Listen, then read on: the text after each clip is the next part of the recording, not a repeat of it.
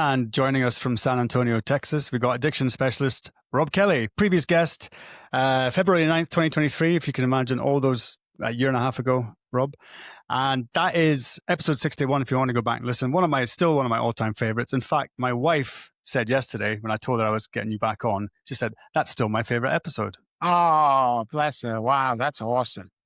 Yeah, it is. Wow. I know. And it was just one of the wildest stories I've ever heard. An absolutely fabulous story.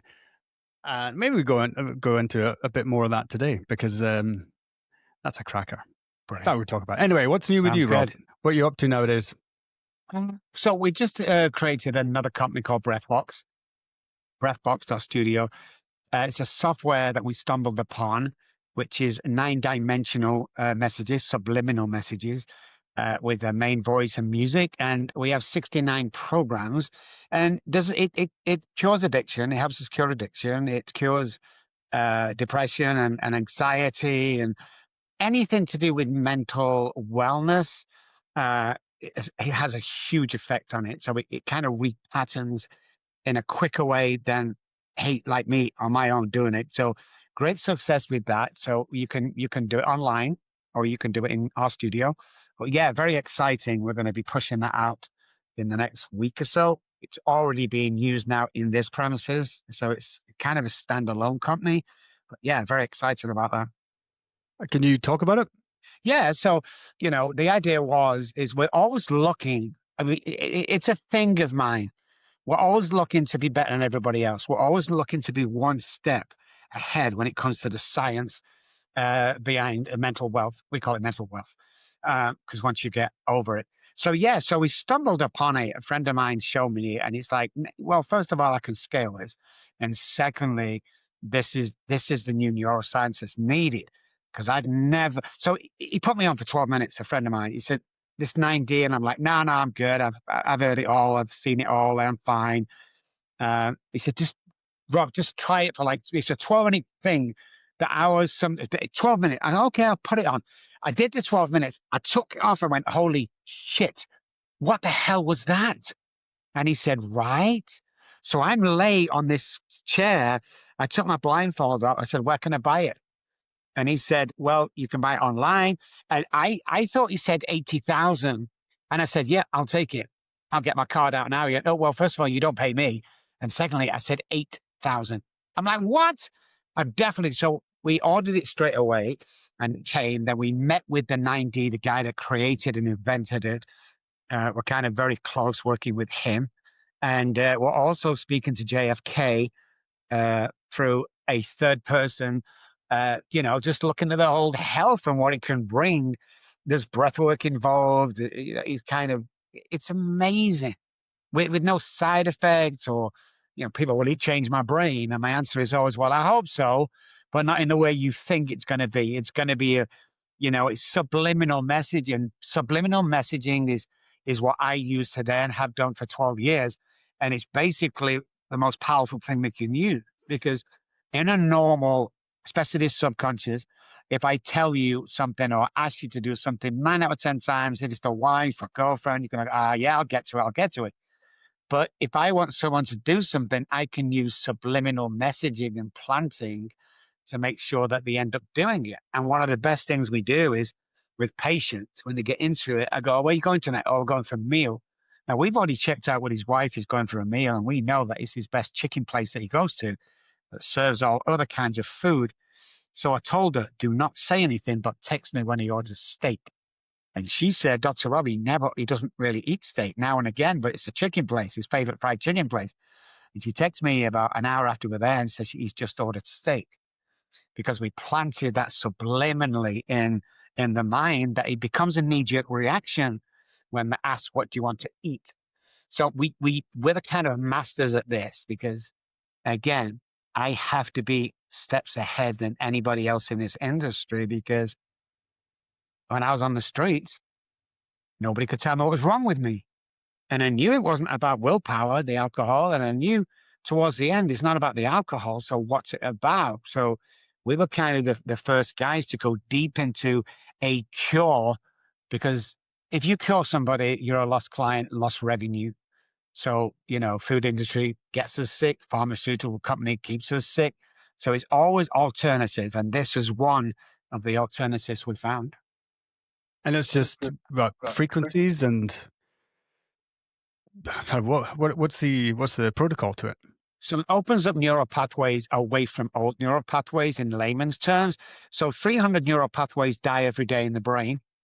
What are we replacing them with? Well, 9 out of 10 times, people are replacing them with worry, with past trauma, with childhood trauma, and it just goes round and round and round, and this life becomes monotonous.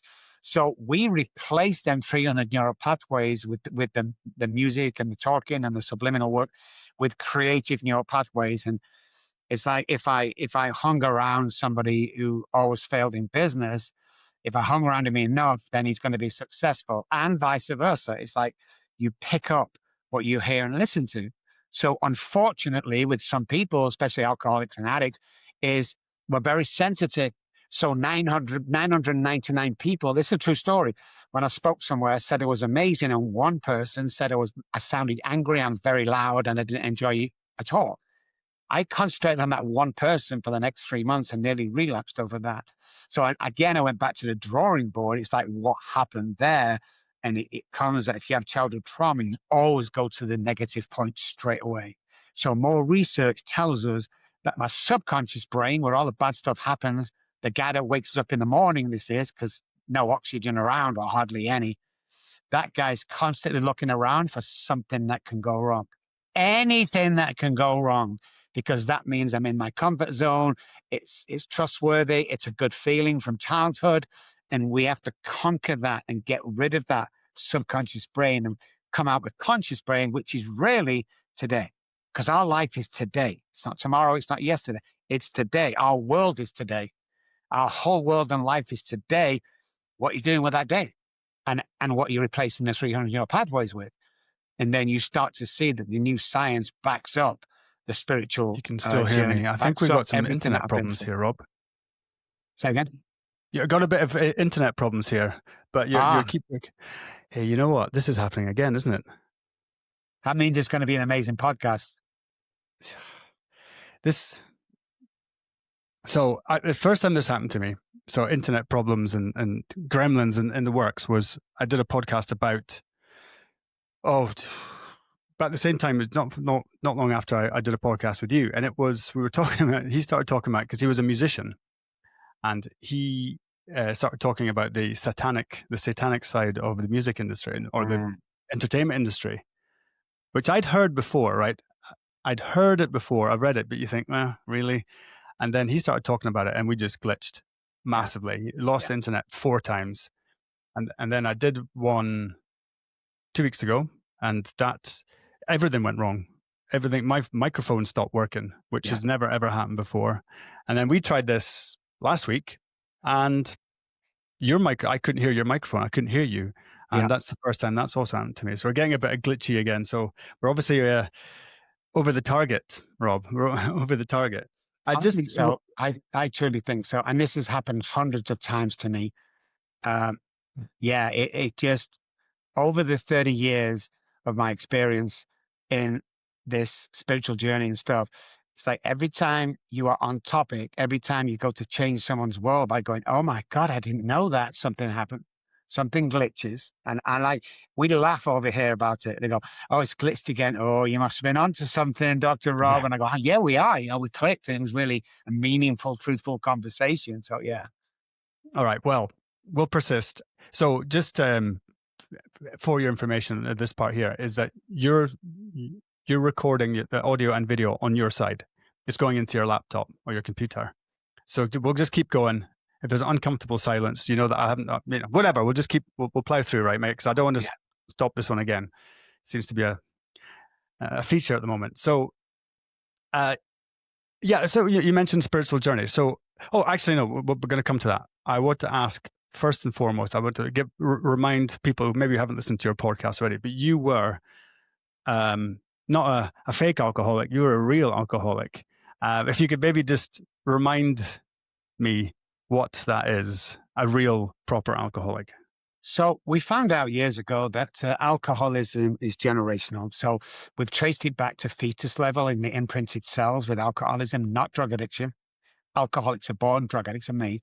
And one of the reasons we say, an alcoholic or the real alcoholic is everybody likes to get tagged. Jimmy around the corner, he drinks a bottle of vodka, he's an alcoholic. Or I go to meetings because my wife thinks I drink, or I'm an alcoholic. That's not necessarily true. First of all, alcoholism is the only self-diagnosed illness in the world, the only self-diagnosed illness. So it has to be generational. It has to be the brain. We're born with the predisposition. I'm allergic to the ethanolic alcohol, and the hypothalamus, basal ganglia, and the amygdala are different with any other addiction. That's what we found. And finally, the hypothalamus, which is our survival part of the brain, it tells human beings we have to drink water and eat food to survive. That is it.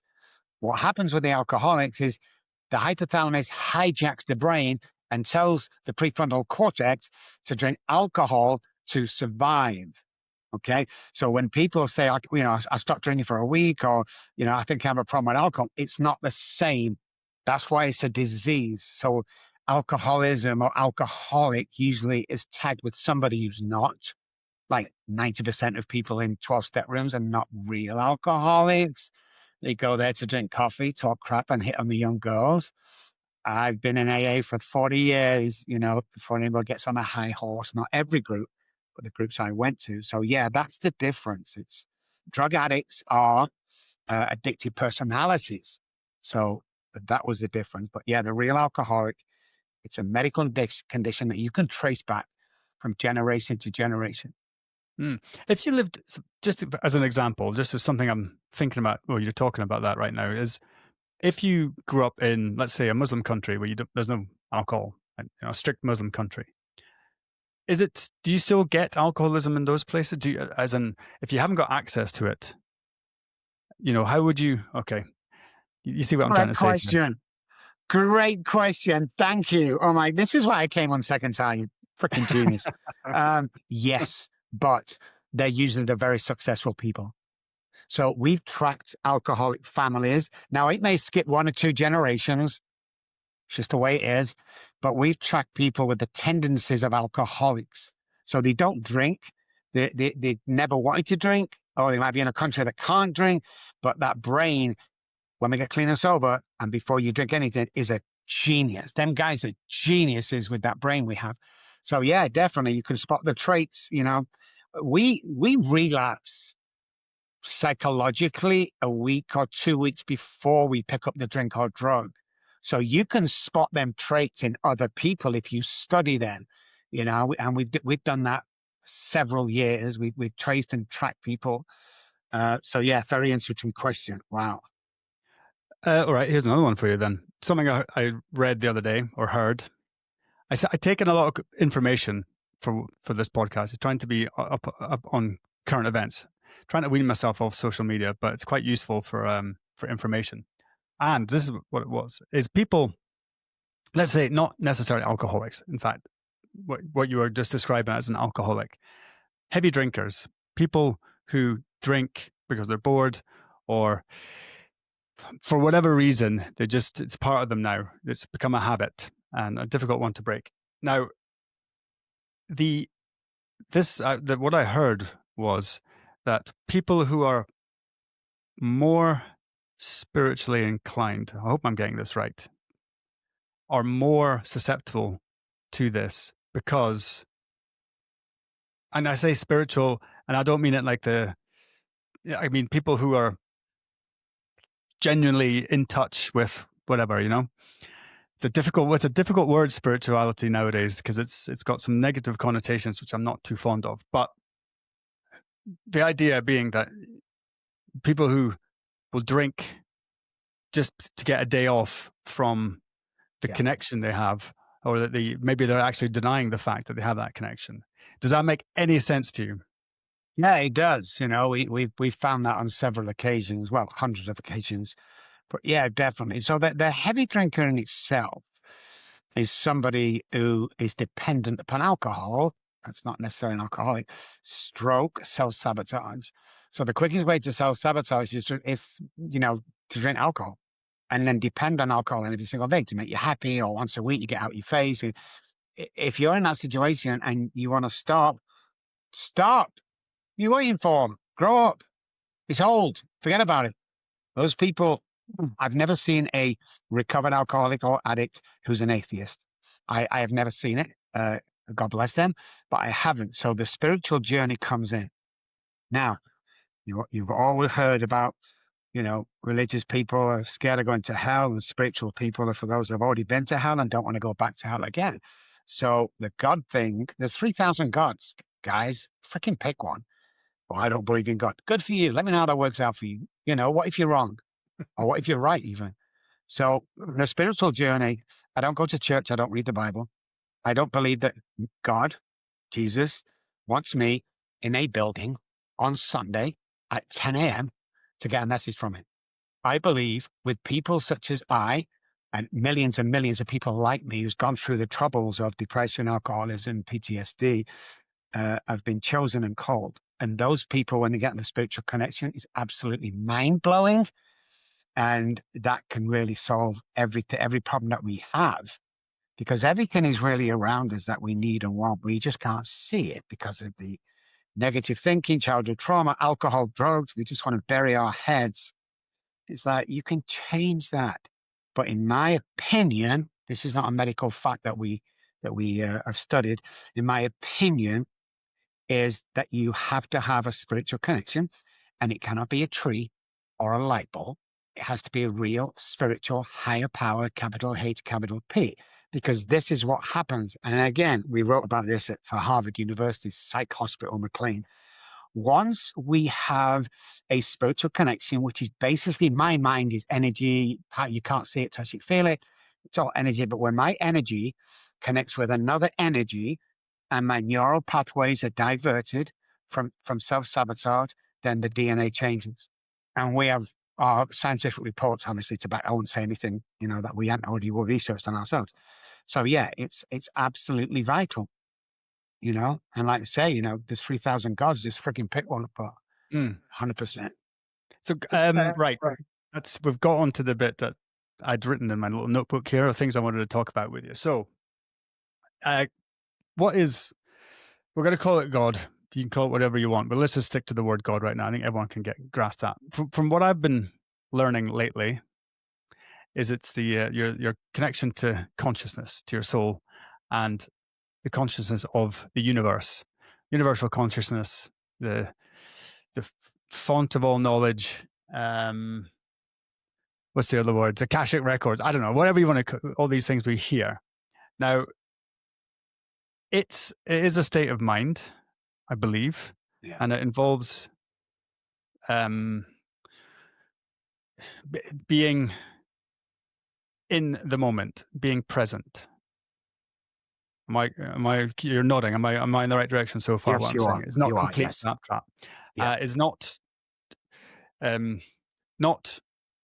dwelling on the things that happened in your past, not thinking about what's going to happen in the future. Is living in your living right now, whatever you are. So, from what I've been learning, this is quite interesting. This is why I felt the need to reach out to you again, just to get you. I thought for some reason you'd know about this as well. Is I had a pretty profound experience last week.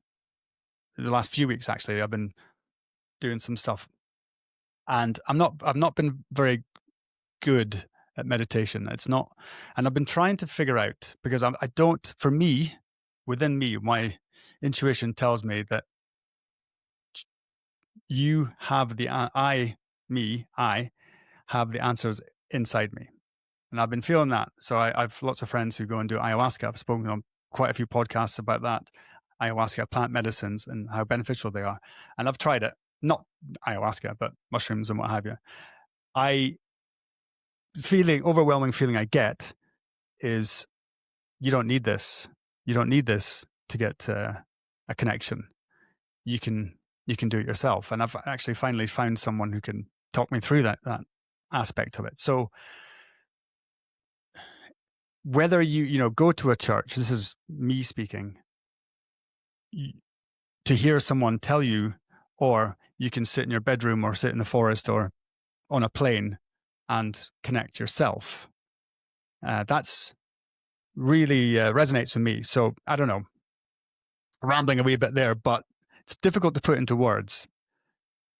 What do you Yeah, reckon? definitely. I mean, a spiritual journey, I truly believe that the best spiritual journey we can have is having gone through the traumas, the losses, the upsets, the homelessness. Well, not so much homelessness, but the devastation that we had. And the belief is there has to be something better or bigger here. There's got to be something bigger. And the moment I reached out, it was there. Um, but the spiritual side of it will only reveal itself. God will only reveal himself when you're ready to hear it. So a lot of it is about energy. A lot of it is about vibration and frequency inside the body. If you ever guys met somebody, a party or something, all of a sudden you click, that's the same level energy connecting. So how do we know this? I love giving my scientific practices and research is you have to make sure that you're on the same level as the person. So we got 10 people. So authenticity is the key. Authenticity. Remember that word for a second, guys. So we got 10 or 12 people in our conference room, said, come in, take a copy, we'll give you $100, chat for 20 minutes, 30 minutes, and then leave. And brilliant. We'd love to do that. Okay. What they didn't know is because they were wide up head and chest. What they didn't know is there were 2 doctors, 2 mechanics, 2 nurses, 2 senior managers, 2. So we paired them off for what they did for a living. Now, when a surgeon was speaking to a mechanic, obviously it spiked about 4 or 5%. They've got nothing in common. They were both bouncing around, I'm a doctor and you're talking down to when a mechanic met a mechanic, it went, oh, surgeon met a surgeon, it went up by about 25%. But when a road cleaner and a judge were speaking to each other, but they were both being authentic with each other, it spiked to 100%. So are we being authentic on a daily basis? Does the spiritual side and all the beliefs that you do or do not happen when we're on a different frequency? The answer is yes. So the vibration during authenticity. So when you go to church and you're all getting ready and the praise band comes on and you're open there, that isn't for you to dance, guys. That isn't to listen to your favorite songs. The reason why the praise band is in a church playing is to get you on a vibration. Music is the best way. So you're on this vibration so you can receive the message when it comes in. So if you want to change your vibration quicker than normal music, listen to 2 chord songs. A Whole Lot of Love by Led Zeppelin is one of them. When 2 chords are introduced to the brain is searching for the 3rd or 4th chord. And because it never comes, patterns create better in the brain. The vibration is received quicker in the brain. Hmm. Oh, baby. That's what I'm talking about. I love Led Zeppelin. Right. There you go. Well, the other part of it was having to do a bit of, I don't know what you would even call it. Maybe, I don't know, some sort of therapy, psychotherapy. Incidentally, this lady's doing it to me. She's doing it with me for free, not charging. Wants me to get the message, as in she wants me to, anyway, you know what I mean. Yeah. And she said, to get to that, to be able to connect, as I said before, is through forgiveness. And we did a few exercises, and it's the ones where you do. I forget. You'll know the phrase for it, but when you talk about something that happened in your childhood or whatever, really, that something affected you, that something sticks out in your brain. And I did one, and that was quite easy. It was actually quite funny, but it's also brought up some what's led to character traits in me now. And then we did another one the next day, it was the next day, and it was I was bawling my eyes out. It was so I'd forgotten how traumatic it was. Yeah. I'd disassociated myself, I think, from it. You just push it all down. And what the exercise was basically to forgive the person that made you feel that way, and which was, I think, was really powerful. And I felt afterwards, I felt really felt light. Yeah. I felt Yeah. very light, and I felt that I could close my eyes. I was just sitting there on my own in the house, and I was I could meditate, put it that way. But she said there's quite a few. She calls it's called timeline cleanup, is what she calls it. And so when you do that, it's learning to forgive. And that is the question for you then is, how do you forgive yourself? Because you need to forgive yourself first, right? Before you can start forgiving others. Of course, there was I wish we'd have done the experiment, but there was an experiment where they took all prisoner of wars back to the Japanese concentrations. There was 20 people there, and 19 people, when they were asked, said, "Don't always forgive them. It's just war." One lady says, "I will never forgive them." And the guy said to him, "Well, he's still in prison." And it really hit home to me. It's like forgiveness is the key. You have to, depending on what you've gone through. So, girl comes to me, I was molested as a child, I was molested as a child. They're trying to say it's my fault. Or I had something. Yeah, no, no, no. We're not saying that. What we're saying is you had no control of that. But what you do have control of is seeking help to get rid of that stuff. So, childhood trauma is stored in the subconscious brain, which basically means that you can't get to it normally. You can't just recall into the brain subconscious. It's all hidden, it's there. But your traits, your behavior, you can't keep a girlfriend, you can't keep a job, you're late, you screw, whatever it is, has been caused by. So what we use brain spotting and NLP to go back into the subconscious brain through the pupil and start pulling that stuff out of you that you never thought existed. Once it comes out or into the prefrontal cortex, we have to uncover what it is, discover what it's about, and discard of that said memory. And it's a sequence, and it has to be done properly before we can let go of that childhood trauma or trauma in general. It's always childhood trauma. Everybody has childhood trauma. Well, I don't. Everybody has childhood trauma. I don't care if you live in a $50 million house, your parents were amazing, somewhere, somehow, somebody has said to you, put you down, or bad shirt, or waste of time. How many times you can't sing? Shut up. Something has happened that in your life today is making an impact on the way you are living today. So it's important. You cannot do this on your own, guys. You can't sit there with a paper and pen. Right? It doesn't work like that. It has to be drawn out and recalled. And we don't believe in triggers, but we do believe in memory recalls. So if I see something that this sometimes always happens when a dad comes out of McDonald's and he's got his little kid, and you just know that he's a weekend dad.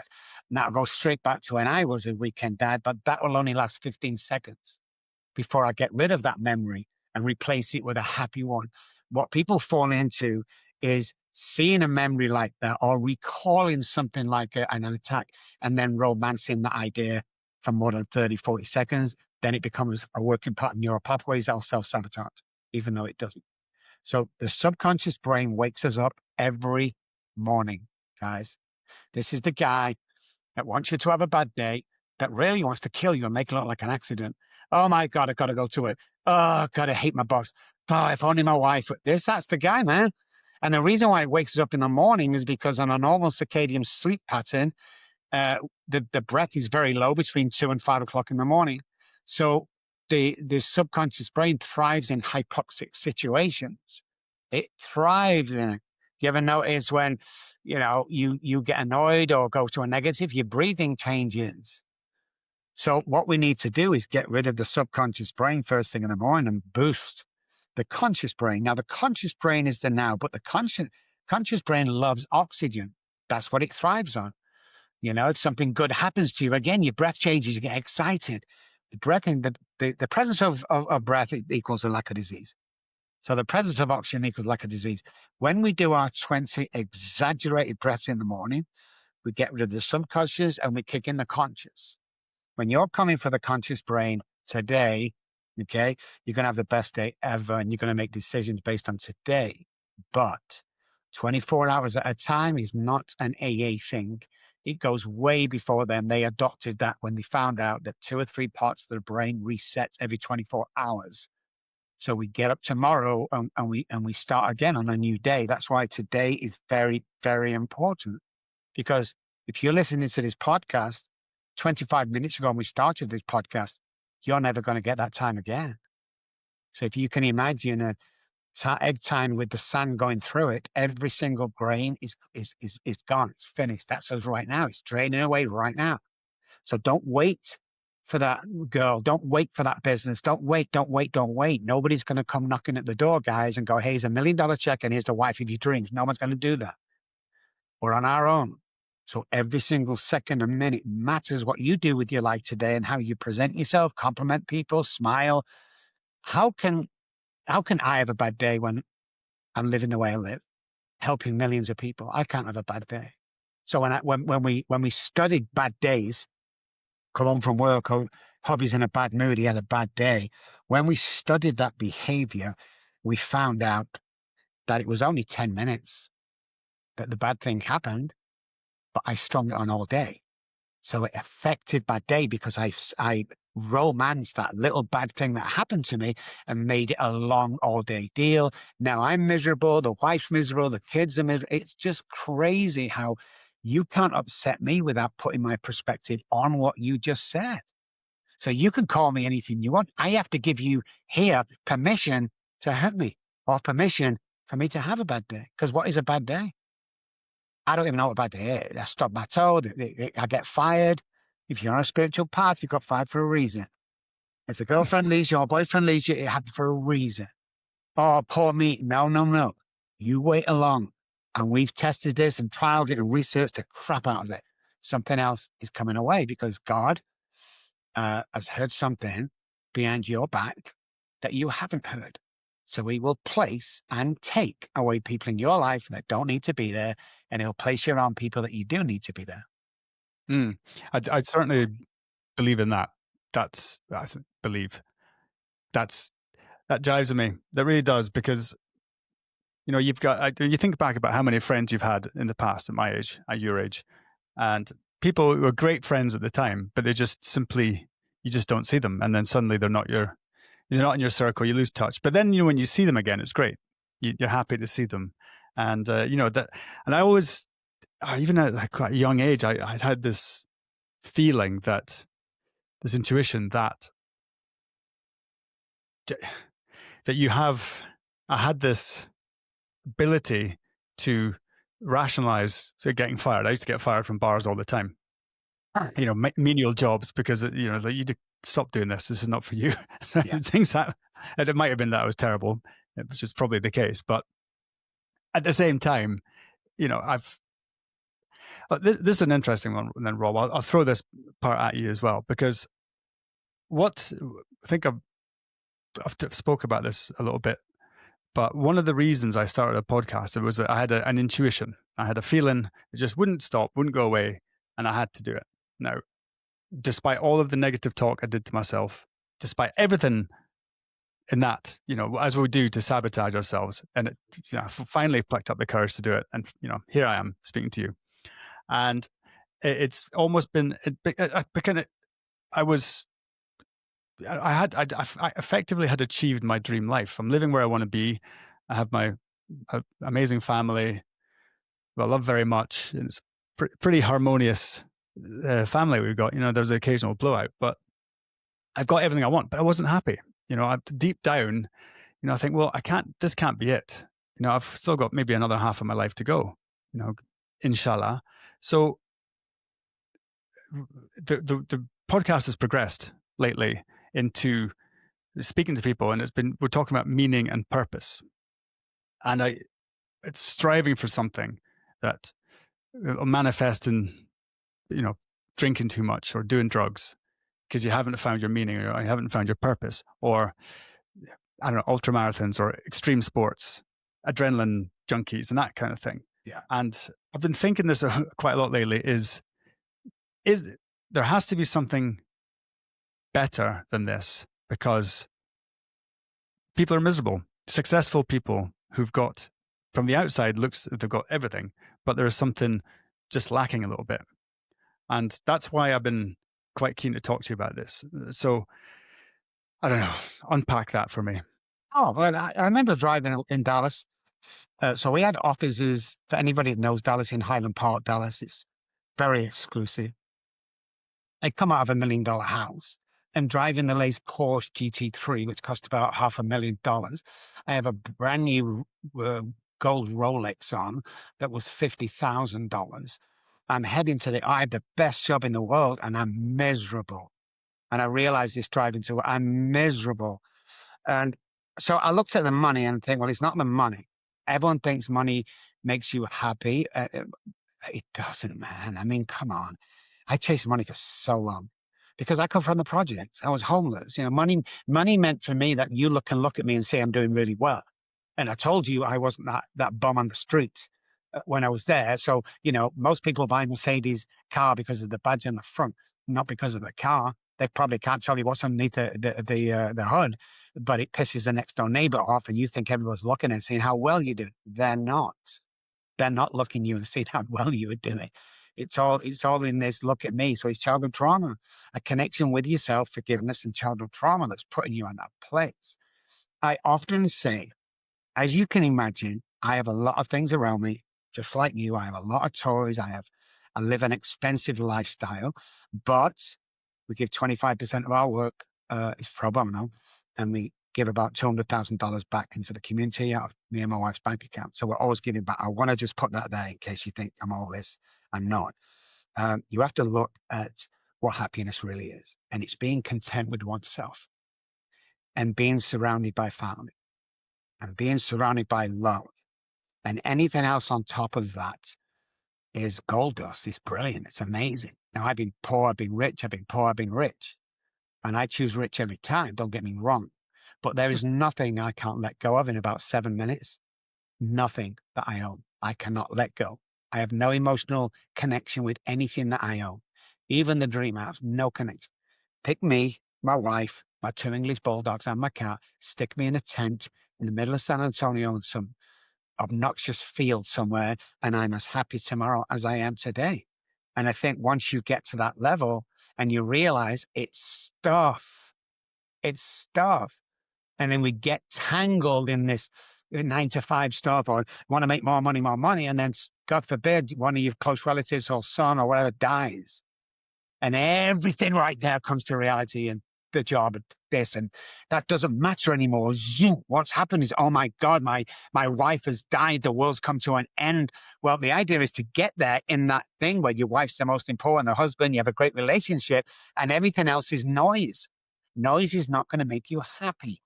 Be authentic. Get up in the morning, do your breath work, compliment people, get out there, realize your identity has been chosen for you and you haven't found it yet. Unless you'll have that job, have everything like you and me. I created this empire and I love coming to work, and my people love coming to work. All the business, I own 4 businesses. I've created this lovable, kind, caring life, and I won't let anybody else spoil that. So I have a restaurant next door to my office that I own, the Old English Tea Shop, and the staff sometimes are crazy. I'm not going to let that ruin the peaceful journey that myself and Janet have created over the 10 years we've been together. Because that home is the most important thing, not the house, the home inside. Just like if you put me in a tent, that's my home. But we create this love, we create this happiness, we create, just life itself. And if I was to hear this, if I was to hear me 10 years ago, I'd have probably found me and punched me in the face because it sounds so corny and dead. It's life, man. I'm telling you. But trust, I'm 64 years old, man. Okay. Trust this old guy for telling you that it's as simple as that. Stop wasting time. Worrying is a wasted emotion, just like jealousy is. Find out what your identity, start getting shit done. Boom. How do you get out of the morning doom loop? Sometimes you're in a morning doom. In fact, that was happened to me today because I didn't sleep very well. I got woken up a couple of times by my kid, one of my kids, and didn't sleep well, and I was in a bit of a bad mood this morning. How do you get yourself out of that doom loop? Let me give you 3 things, guys, and maybe yourself, to do tomorrow morning. Get up in the morning. Me. Again, subconscious brain is the bad mood guy. Subconscious brain is the childhood trauma. What happened yesterday? She shouted.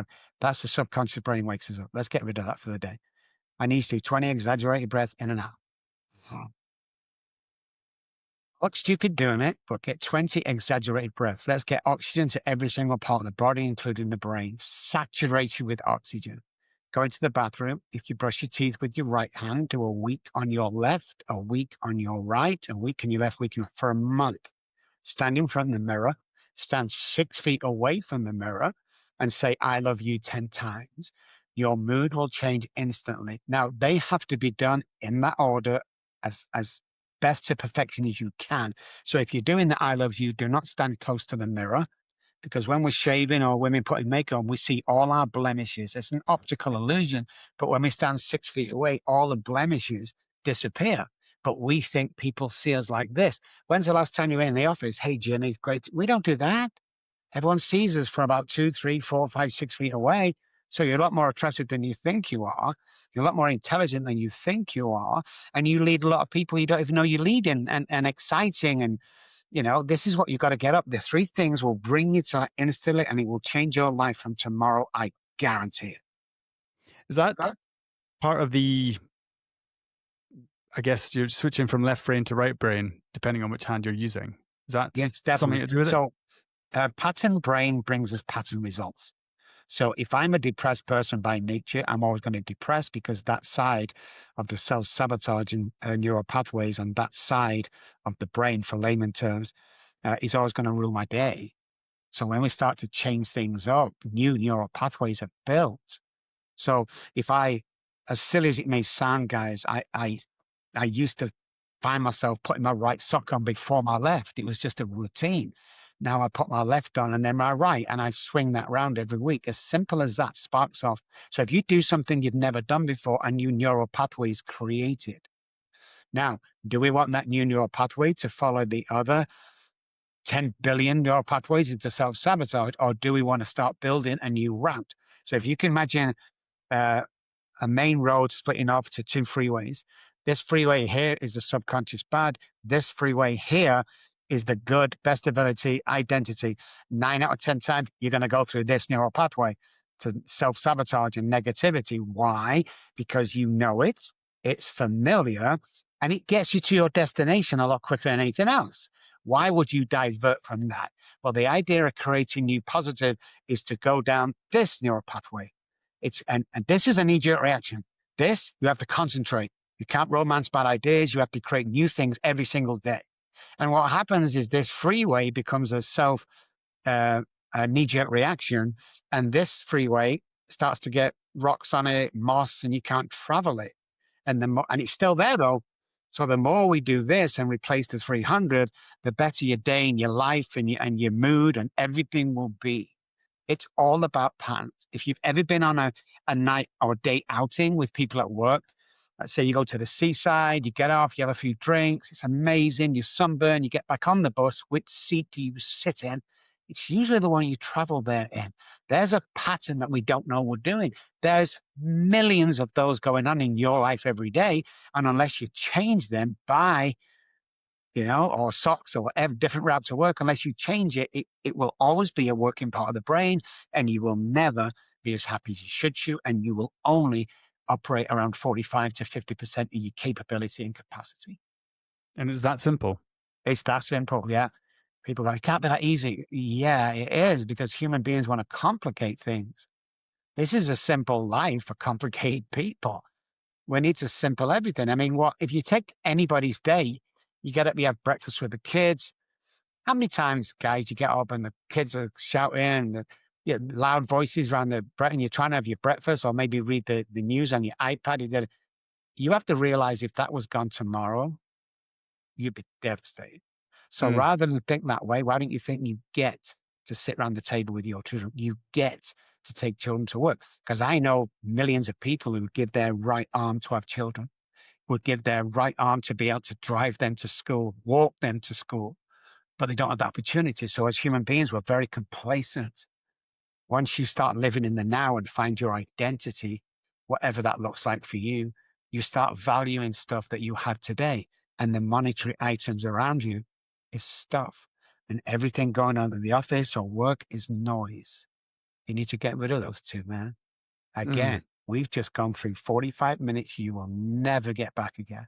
So if you look at my age, 64, If we believe the Bible, that's the only indicator to go, really.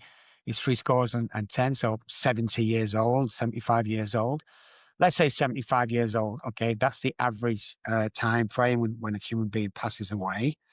I have 11 Christmases left. I have 11 birthdays left. If that doesn't shock you guys, I don't know what will. So am I going to continue down that self-sabotage and being miserable, or I'm going to enjoy my 11 birthdays, my 11 4th of Julys? I am. And it's 100% possible and doable. If we can go back to what we talked about in the first podcast, when you'd hit your rock bottom, you were homeless on the street in a very cold winter's night in Manchester in the snow or the rain, and you met a man. You cried out for God, didn't you? You cried out for God, and a guy came around the corner and asked if you needed a hand. Now, you should go back, episode 61, go and have a listen, because it's just an amazing story, crazy story.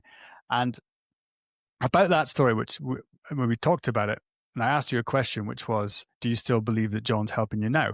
And I actually said, because I just listened to that podcast before I came back on with you, I said, I'll give you a little while and I'll send you an email to ask you the question, let you think about it. So I've given you a year and a half, a bit longer. Two-part question, actually. So the first part is, when you were younger, did you have the feeling, the intuition, whatever you want to call it, to be a healer, to help people? And the second part is, if, with having that very life-changing experience with an angel, we'll call it an angel, guardian angel, whatever it was, that is John, as we call them, is he still helping you out? Great questions. The healer part, no. But I did. You see, my brother and my sister and, most of the family grew up on the project. See, they have a 9 to 5 kind of dead-end job, and they have children. They go to the bar every night. That's their life sorted out. What I did know is I didn't want that life, and I knew I could do better. Now, this is before the alcoholism. It's through the perv in that. But I always thought I was meant for better things. Always. The John thing, yeah, of course. There's God, John, and a guy called Bob, who was like a mentor to me. I can almost feel him around me every day. So they guide me, and the way they guide me is not a spiritual message; it's a gut feeling. So the gut feeling is real, guys. Goes back to the tribal days. You can look that up. But yeah, I mean, I don't think I've made a bad error of judgment or mistake in 20 odd years by listening to John and directing, because the whole John thing was crazy. The whole, what he asked me to do going forward was crazy. I mean, it's just insane what happened. And we've sent the book to a few producers right now, and there's little talks in the background. They may be doing a movie about it, which is awesome. But yeah, I mean, he's around me right now. He's sat beside me, and that kind of goes back to the church thing. I got nothing wrong with church. I was a chorister for so many years.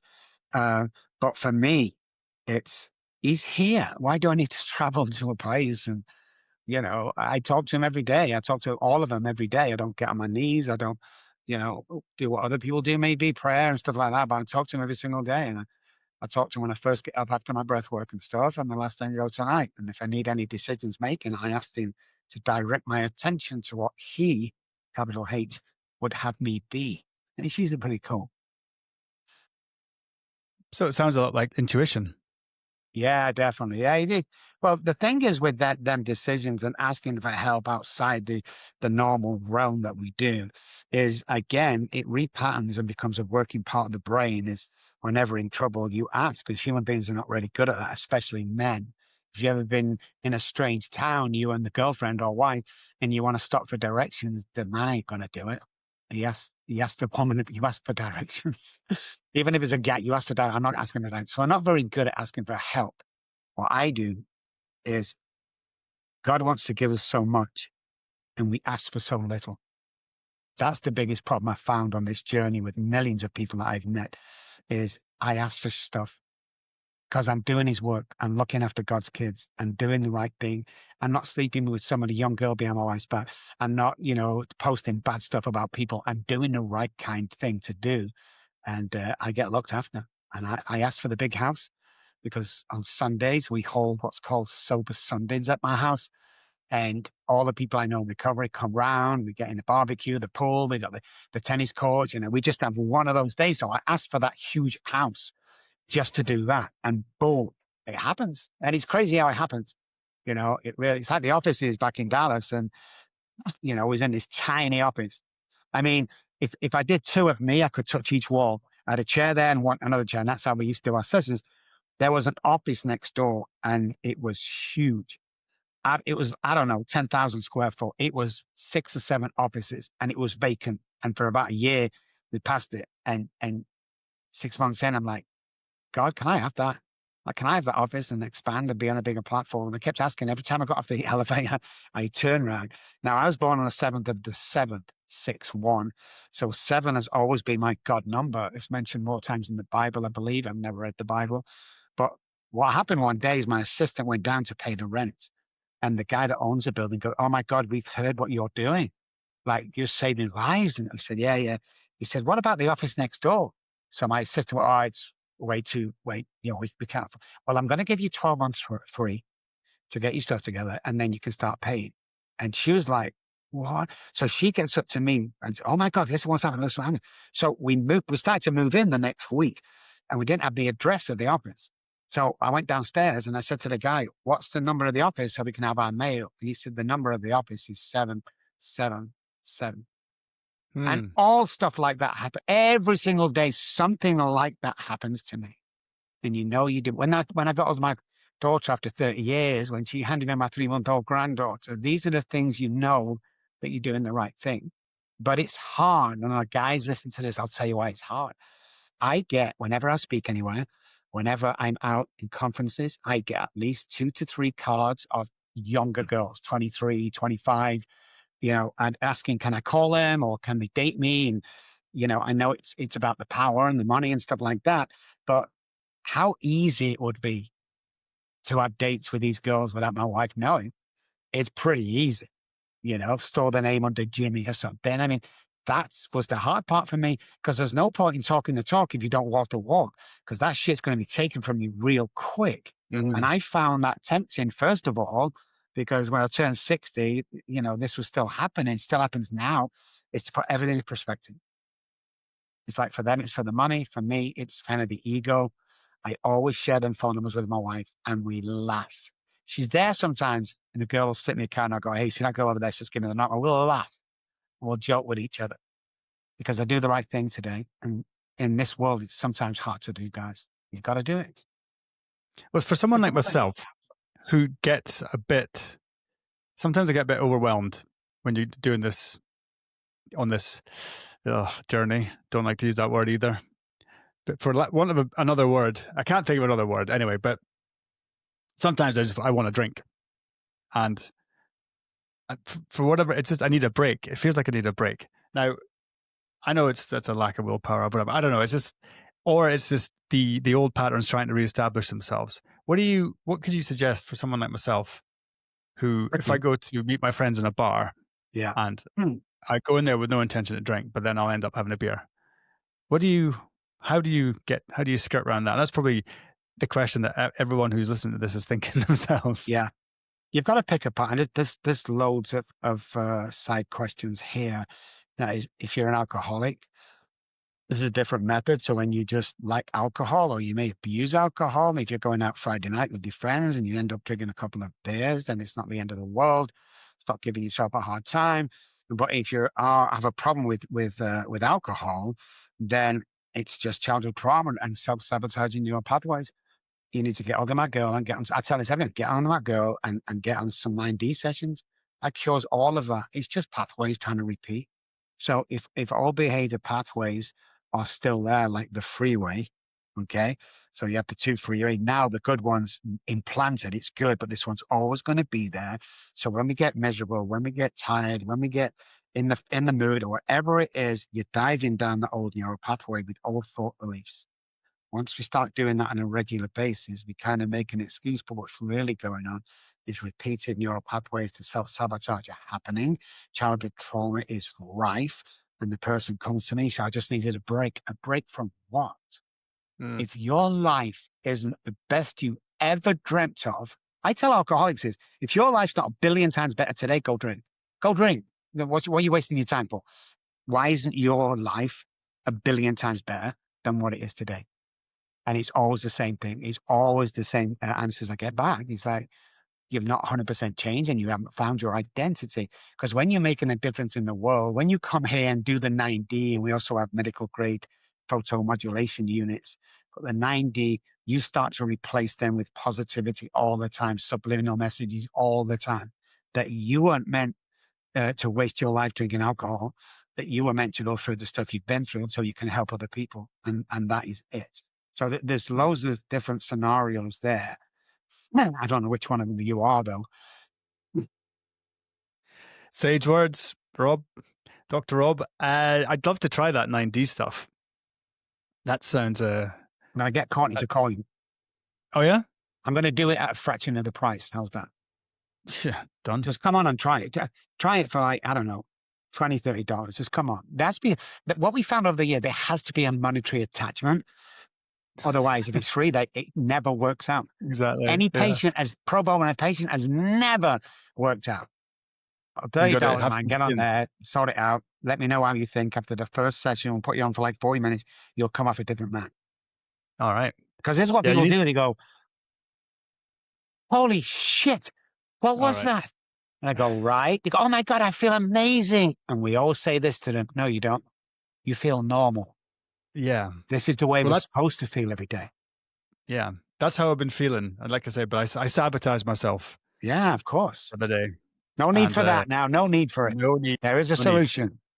Well, Rob, I know you're on your next call. I know you're a very busy man, but I really, truly appreciate what you've coming on and having a chat with me again. And it's, as I said to you before, I'm cross-referencing what I'm learning against what you're saying, and it's all checking out so far, which seems to be, it's a very simple message, right? That's that my analytical brain can't get through. My analytical brain is, I've got too many questions. It can't just be this simple. I know, right? Hedgefield says the same thing. Oh my God, you want to pick apart, you know. All right, bud. Well, thanks a lot. And I'll give you a call in a year and a half or so. Oh, sounds good. Sounds good. All right, Rob. Thanks a lot, mate. Right. Thank you. Bye. Bye-bye. Bye-bye.